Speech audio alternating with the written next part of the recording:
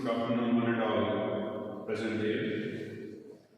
My dear students, today we will discuss one more cellular organelle, that's the lysosomes. In this organelle, we will discuss why lysosomes are called the strangers of a cell, or why lysosomes are known as the suicidal bag of the cell. Let's start with the story of the lysosome. So lysosomes were discovered by Christian D. Jew in 1949 in the liver cells. Lysosomes, or the cell organelles that are present in the cytoplasm of a cell, whether that's a plant cell or an animal cell, with some exceptions. Like in case of prokaryotes, lysosomes are absent. You know the prokaryotes, they have a primitive type of nucleus. Pro means primitive and karyon means nucleus like a pea. And in case of eukaryotes, lysosomes are present, but there are some exceptions. Like in case of mammalian mature organisms, lysosomes are absent. Lysosomes are absent in certain fungi like yeast. Lysosomes are absent in certain photosynthetic protists like urea. And in meristematic cells of plants, lysosomes are absent. So lysosomes are sac-like structures which contains hydrolytic enzymes. So there are 40 different types of the enzymes that are present in the lysosome. Now, if we will discuss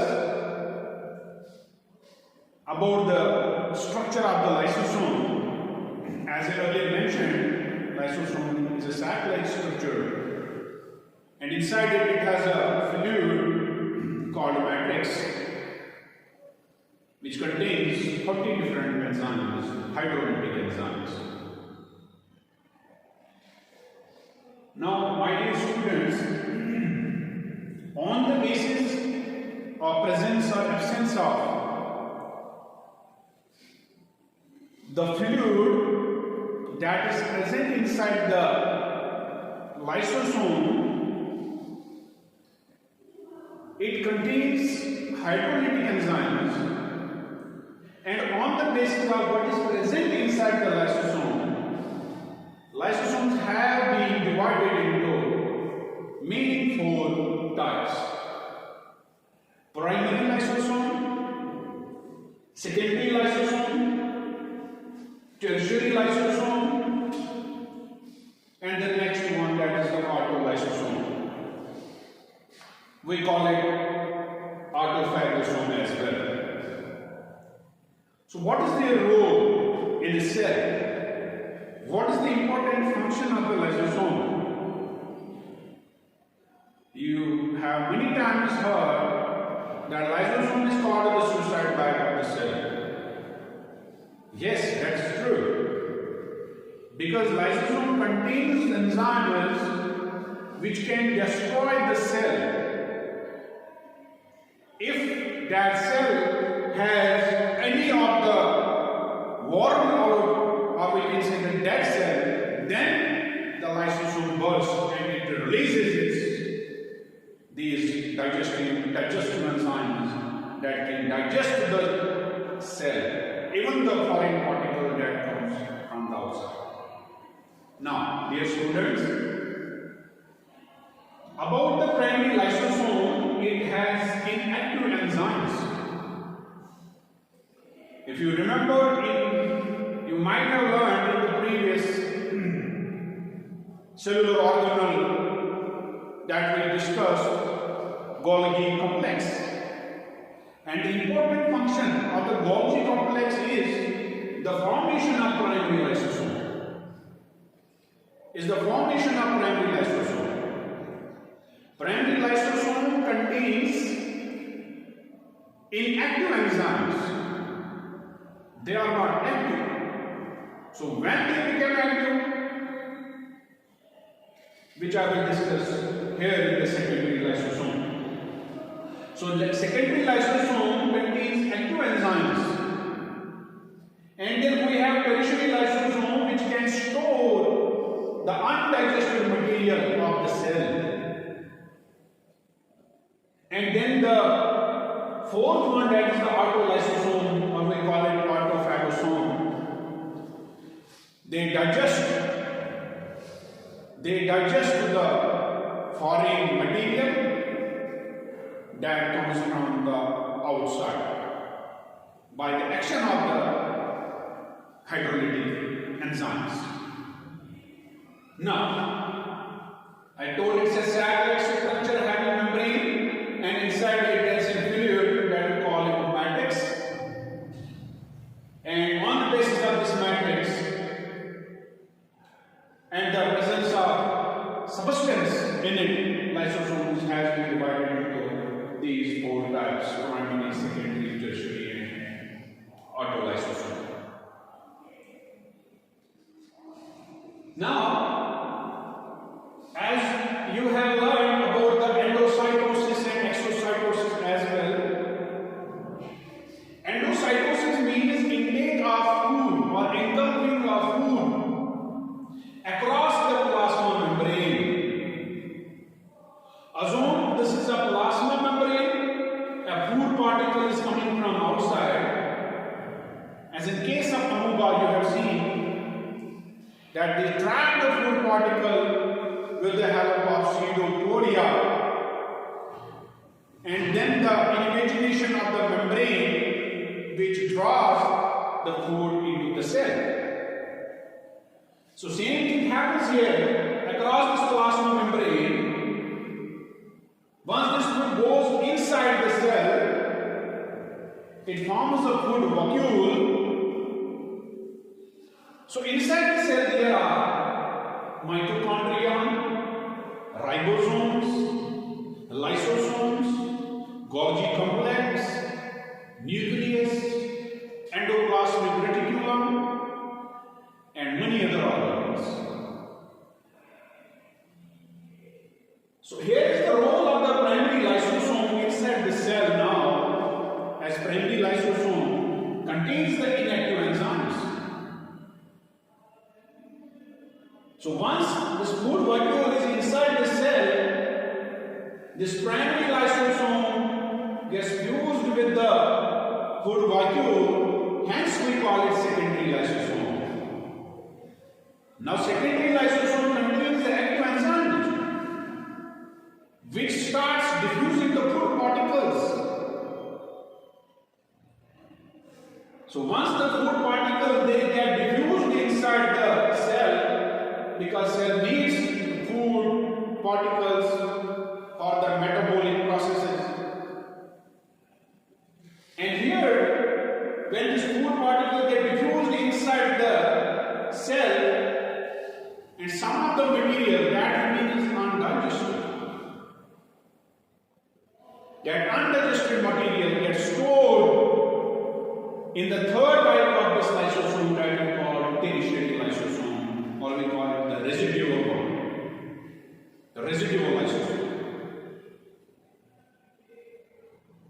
And the undigested material that goes away across this plasma membrane by the process that's called exocytosis.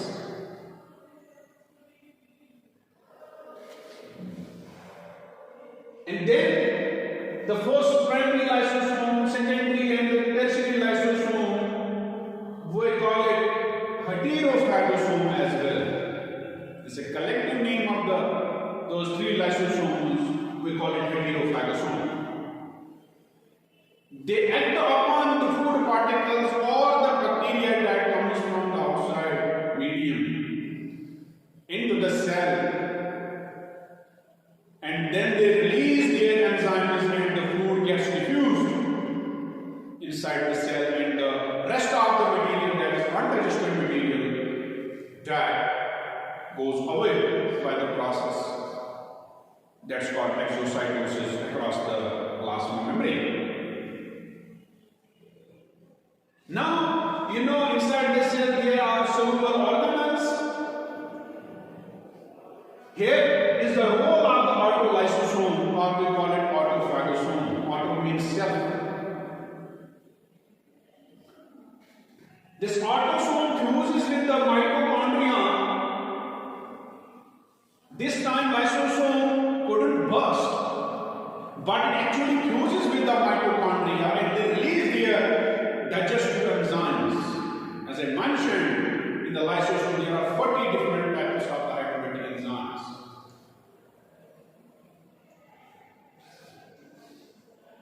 So once it gets fused with the mitochondria, it releases its digestive enzymes, hence it can digest its own cell. It's not like that lysosome will start digesting cell each and every cell, no. So the worn-out cells, the dead cells, then the lysosome releases digestive enzymes, it bursts and it can digest its own cell. That is why we call it suicidal bag of the cell. And what we call it scavenger of the cell, because the worn-out cells and the dead cells, they get digested by the action of the hydrolytic enzymes, and it somehow cleans these debris, or we can say the worn-out cells inside the cell. That is why we call it scavenger of the cell.